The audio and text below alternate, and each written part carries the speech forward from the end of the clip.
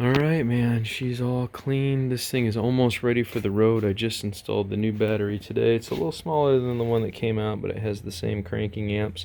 And I like this one because it supplies a voltmeter, so even when it's running, it will actually give you the charge input that's going through it, which is kind of nice. I like that feature. It also has a overcharge voltage alarm and all sorts of crazy stuff.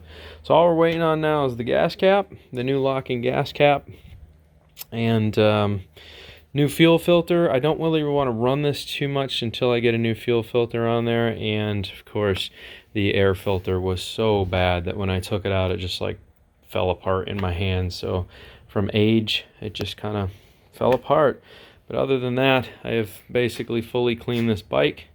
I have on order an extra key. And I also ordered some new coils because I hear this version of the bike, you get about 7,000 to 10,000 miles out of the coils before they start having some issues. And honestly, we're coming up on, well, as you can see, almost 10,000 miles. So 9,909. This bike's basically brand new. I mean, break-in point for this bike is 15,000. So this bike was parked before it was even broken in. So it has a long life ahead of it. You guys already know I put the coolant in there. You can see it's finally sucking some coolant. Took it for a ride last night. It's finally circulating the lines like it should. Everything on this bike is coming together. You also know I gave it an oil change. It seems to love the new oil. A lot of the ticking and sounds that it was making have really calmed down since it got some new oil. So check it out. Let's let her rip.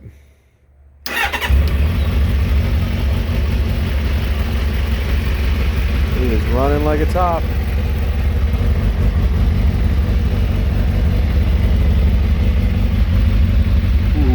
She is just purring like a kitten waiting to be unleashed. She wants to be unleashed bad. She's ready for the road.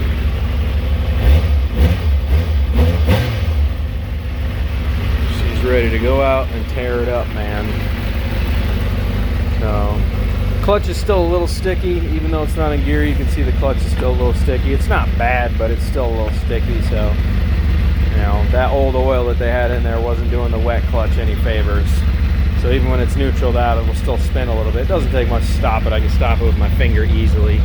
So it's not under that much pressure. It barely has any pressure on it.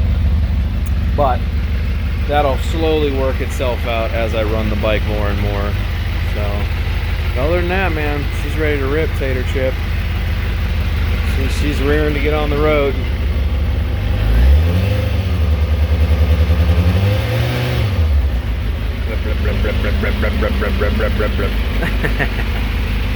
She's waiting.